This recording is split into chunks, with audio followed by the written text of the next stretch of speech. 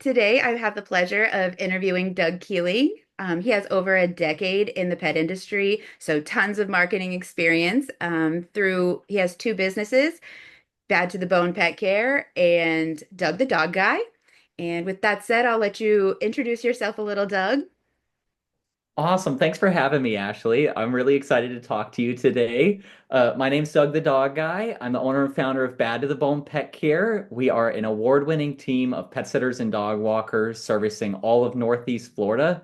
We've been in business since August of 2014, so a little over 10 and a half years now, which is wild for me to think about. And I started offering coaching and consulting services and making free content on my YouTube channel for other pet businesses back in 2019. And that business is Doug the Dog Guy. So I kind of have my fingers all over the pet industry right now. I love it. If I will also attach your Doug the Dog Guy link because I know I personally benefit a lot from the videos and the content you share. So that and Back to Awesome. the Bone, I will make sure I post them both with the video. Thank you. Thank you. And so I know you're a busy guy, so I'm just going to jump right into it. Let's see. So today we wanted to talk a little bit about the evolution of digital marketing, the customer experience, and some of the emerging marketing trends that are going on in today's digital market. Let's see. So, in what ways have you seen digital marketing shift over the past 5 to 10 years in the pet industry? Oh wow. The it's not even recognizable from when I started 10 and a half years ago. When I started my business, the summer of 2014, Instagram did not have Reels, Facebook did not have Facebook Marketplace, TikTok did not exist. I mean, it was just a totally different world back then.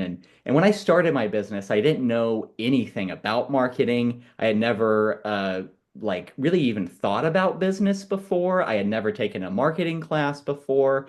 So I really had to just dive in feet first and figure it out the hard way day by day as I went. And the back in 2014, to me, digital marketing was really just like my website and Yelp. But I did not even know the phrase SEO back then. And what SEO meant back then was totally different than how we know of it today. And it's totally evolved over the years, and I've had to kind of evolve along with those changes. Yeah, that algorithm changes and everything's different. So, Yep, yep. As soon as you have it figured out, they go and change it. So right. It's always a learning curve. Yep. Um, yeah. so let's see. And then how has your approach to digital marketing changed since you started? I know you said you started from the ground up. Was there anything that you felt helped you along the way or? Yeah, yeah. Over the years, I really got more in tune with what SEO means and how to make my website show up in those local searches. And I really learned how to utilize like Google Business Profiles. And that really helped me a lot, especially in the very beginning. Now as well, but in the beginning, there were no other pet sitters in my area paying attention to those kinds of things. So getting in kind of ahead of that curve really just put me on a trajectory to succeed on that front, kind of from the beginning. Awesome. I know I when I look at your content that you post, you stay ahead of the game. You're really good about staying with those trends. So definitely anybody that wants to watch your videos, you're the one to watch out for because this is your news flash. You need to get in touch with the business and follow the industry standards. So Well, um, thank you. Thank you. you're I welcome. think one big part of my evolution that I like to talk about there is that when I started marketing, when I started thinking about, how to present my business digitally and out in the world physically, was that in the beginning I didn't know the concept of having an ideal client. So I put out marketing that was trying to appeal to any and all pet parents. It was very broad, very vague, very generalized marketing. And I think that's been the biggest part of my evolution as a business marketer over the years is really figuring out who are our ideal clients. What are their demographics, their behavioral patterns, their psychographics, and how can I craft my marketing to really speak to their pain points? And then how do I get these marketing messages in front of them in the ways that they are paying attention to? Not everybody's on Facebook. Not everybody is going to the local events. So, like getting really in tune with just who my ideal client is and then crafting all of my marketing strategy around that has been the biggest part of my evolution. It's funny because I actually just posted a video about this. One of the big things is everybody, when they're first starting out, that is what they do. They're just like pet parents. Bam. I'm just going to market to everybody. And then when you do fine tune it and you like optimize the strategy and you're like, okay, I don't want to offer every service. So who is the parent that wants this service? I'm going to target them. And then like your Doug the dog guy, like they would use LinkedIn to look for, business advice as opposed to maybe Instagram or Facebook. Like it's depending on what platforms they use and stuff. So you're completely right with that. A lot of times when people are new to the industry, they just want to put everything they can out there, a bunch of cute pictures of animals, and let's just hit everybody. And it does help to strategize and figure out that target audience. So, Yeah, yeah. all right. And then let's see. So, we just talked about what strategies you find most effective. And what role does content creation play for you, like in building trust with your customers?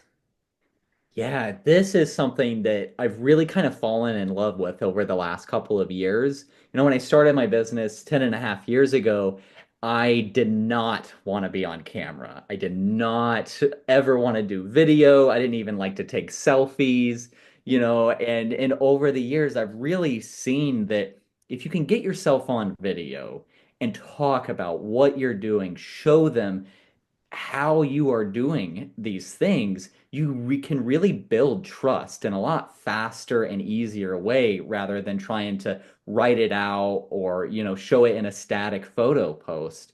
So I've really tried to get in tune with, just getting comfortable on camera. I get a little bit better about speaking and presenting myself, and then learning the editing side, the lighting side, the audio side. There's so many different facets that kind of go into making really good quality content. I could talk about this all day, but I mean, the one of the big things for me was that once I started putting out videos and started being a little bit more active on that side of the marketing world, I didn't know how to script or outline my content. So I would start recording and I would just ramble for 30 minutes. And now I know how to use like ChatGPT and other AI tools to really like build outlines that will again appeal to my ideal clients. Awesome. I know there's a lot of like anti AI and there's a lot of pro AI, and I feel like as long as you understand the benefits, and I mean like I too, when I do the videos, it'll write you out second by second or minute by minute, like maybe try to do this or try that, and it does help a lot. So is there anything else that you use AI or automation, personalization? Do you use any of those in your business? Oh yeah, yeah. We're using more and more AI. I think as everyone is in 2025. With ChatGPT, I often use it for crafting our marketing strategies. When I started 10 and a half years ago, I was kind of just throwing noodles at the wall and seeing what stuck. And now I can actually go on to ChatGPT and say, hey, I live in Jacksonville, Florida. I have an award-winning pet sitting and dog walking business. I want more daily dog walking clients in this area of town. This is the demographics of the type of family that I am trying to attract. Please tell me how I can best get in front of them and present my services to them. So now instead of having to, throw noodles at the wall and test a million things and waste a bunch of time and effort and energy, I can use these AI tools to really go straight to the proven strategies and test from there. So it saves me a lot of time and effort and energy, just on that front alone. And then I also like to use it, within my actual business. We know as pet sitters and dog walkers that clients will often leave, long rambling notes with their instructions, and we have to decipher these things. And now you can just upload that to Chat GPT and say, hey, pull out the most important things and put it in a bullet point list for me. Yes. Yeah, that I mean, ChatGPT does amazing things if you use it the right way. And Right. yeah, I mean, a lot of people starting out don't realize how many benefits it has. So I think for the people looking to get into the industry or that are already in it, it is a very helpful tool. And I know the importance of like automating processes. We talk about how many hats we all wear when we're in the pet industry trying to manage caring for the pet and then managing the business and then marketing the business and then owning the business. It is nice to Yeah. automate some of the things if you can. I know you're really good with your email marketing campaigns. I I see those come in love my email box. marketing. I love email marketing. That's another thing that like never crossed my mind 10 years ago. Um, but I had a business coach a few years ago that like really just preached email marketing. And I kept telling him, th I don't believe in this. This is crazy. I get all these emails myself and I just trash them. But it works. It works. Once, if you can craft a really good lead magnet and put it out there, just for example, for other pet sitters and dog walkers watching this, you could, make a guide for the best pet-friendly areas in your local town.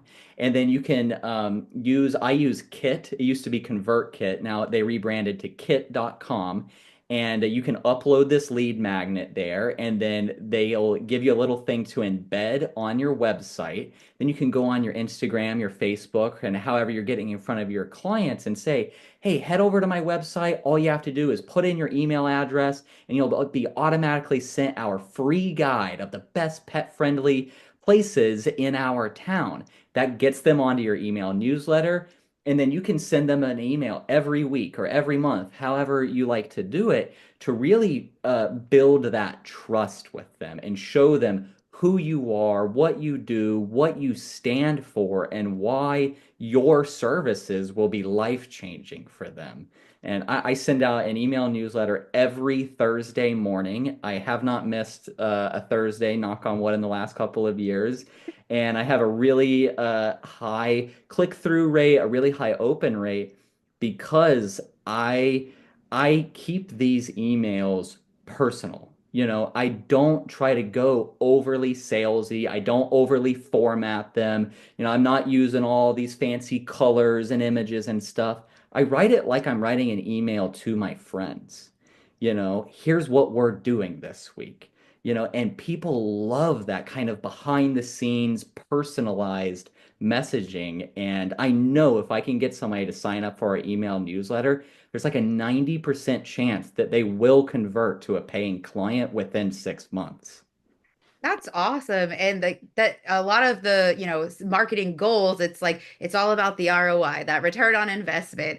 And if you can put in the time and automate your emails and you get people coming in the door and buy like paying for services, that's the end goal. So that's awesome that you guys are converting through email because I know a lot of people, like you said, they're like, oh, I just put it in the spam box. Like I don't look at it. But it's like, no, if you do create that like authenticity in your emails and the Right. personal touch, like they will open it and usually they'll be like, wow, this is really actually valuable and I need to take the time to read it. So I know Yeah.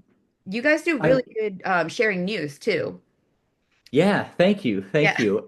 I love that you mentioned authenticity there. I think that's something really important, especially like concerning the AI conversation, is we can use and should use AI to really enhance our business operations in every way that we can. but we can't lose that personal touch and that authenticity. And that's important for any business, but especially for us as pet sitters and dog walkers, is we have their babies' lives in our hands and we have the keys to their home often, and maintaining that level of authenticity is so important. And, as we talk about any kind of marketing method, we have to keep in mind that we need our potential clients to know, like, and trust us.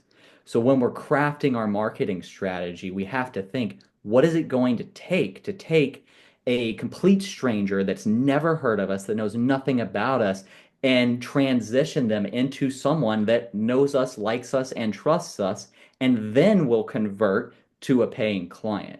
And I think that's where really getting on video, showing yourself, showing what you do and how you do it, and then crafting these email messages that are really personalized to kind of go along with these videos, it'll just fast track that know, like, trust process. I like the know like trust process. I'm gonna have to note that. I like that. That's a good like strategy in place. So, and then let's see. So, and what do you, as far as like trends, how do you stay current with those trends in the industry so that you can keep your content relevant?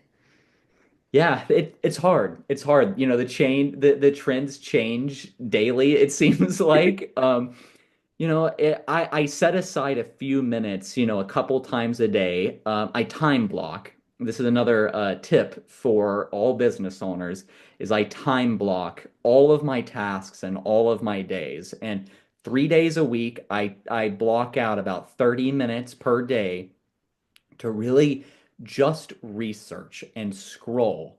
Not doom scroll, not just mindless doom scroll, but actual research scroll.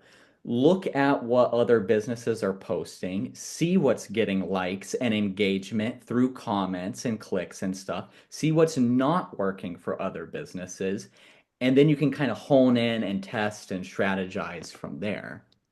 Awesome. That's a great strategy. I know it's very easy to doom scroll. You get on Yeah. Pinterest and you're looking for something, and I always end up on dog products. Like, Yep, yep. I'm like, oh, I can DIY a whole doghouse for my dog. Yep. But it's very important when you're researching to focus on that researching aspect and yeah, looking at the competition. And I know a lot of my Masters of Marketing program, they talk about the SWOT analysis, like what are your strengths? What are your weaknesses? Where are the opportunities in the market? And what are the threats that your competitors have that are, you need to keep up with? And so, yeah, Yep. that goes back to that, like, we need to get their attention. We need them to know us, trust us.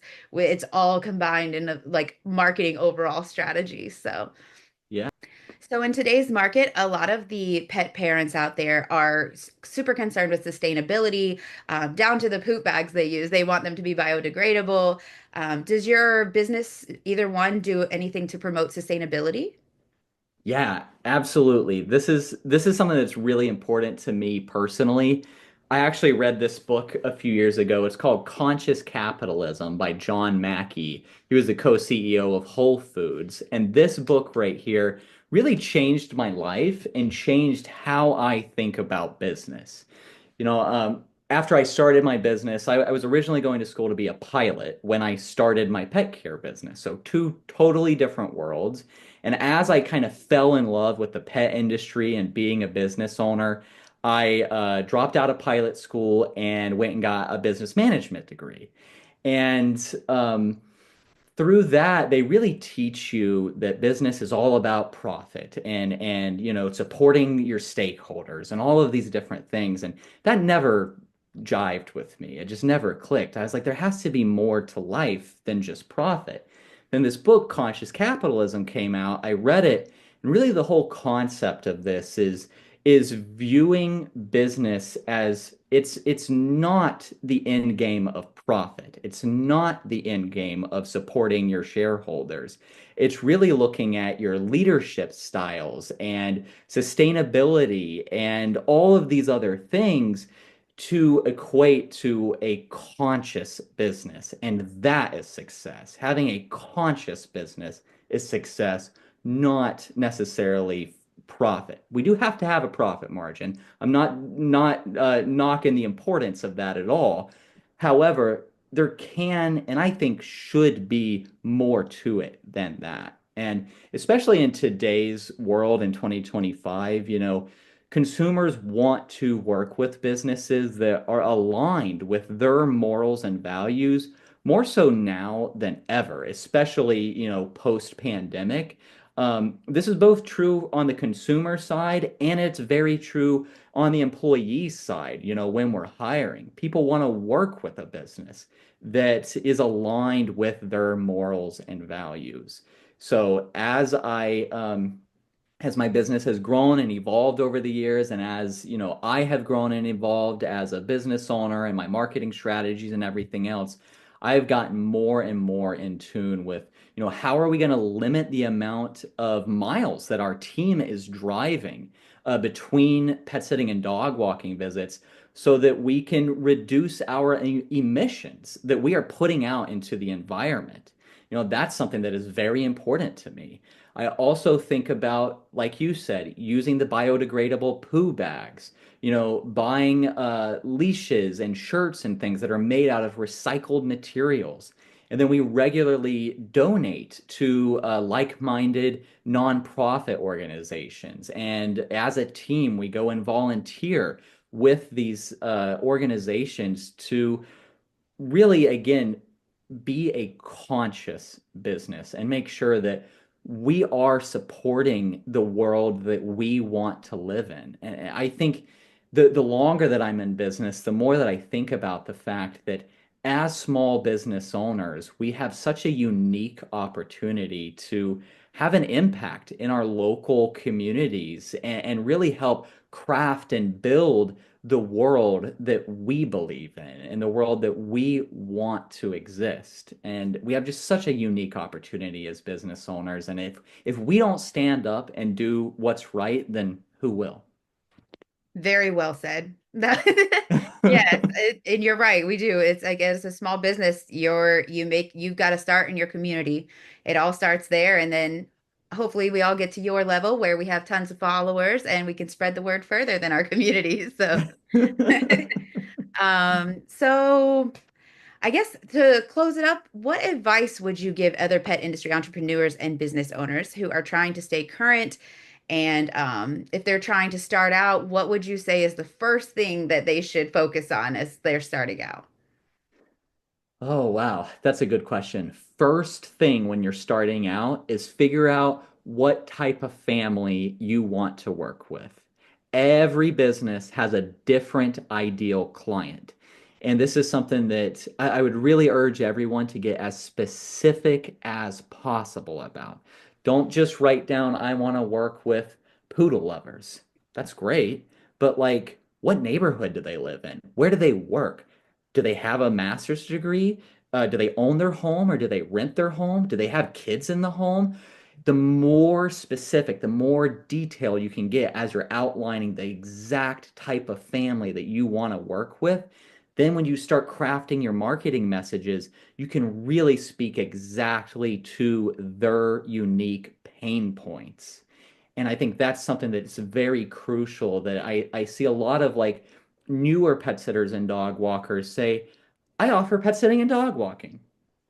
Okay, cool. And like that's you're not speaking to what the family truly needs and what they're thinking about. The family is sitting there thinking, man, I have this awesome opportunity for a promotion at work, but it means I'm going to be working longer hours, and I can't do that because my dog is stuck in his crate at home.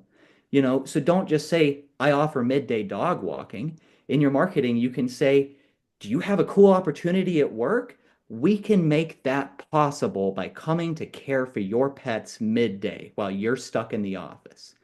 And same thing with your pet sitting. I don't just say, we offer pet sitting. We say, do you need a vacation? We know you do. We can make that possible with our pet sitting and dog walking services. I tell my team often in almost all of our team meetings that we do not offer pet sitting and dog walking. We offer opportunities.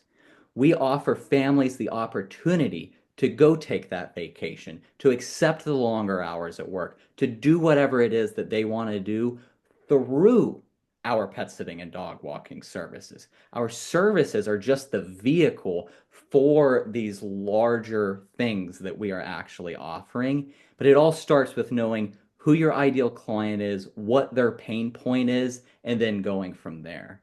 Yes, I that's perfect. I completely agree with that. I know a lot of the marketing strategies, it's starting with finding that need. So it's once you know that audience and you know what it is that their needs are, then you can start answering, well, this is how I can solve that need. This is how I can help you. So yeah, that is a great strategy, and hopefully anyone watching knows that's the place to start. Finding Yeah, that audience. When you're starting, it's really easy to just say anybody.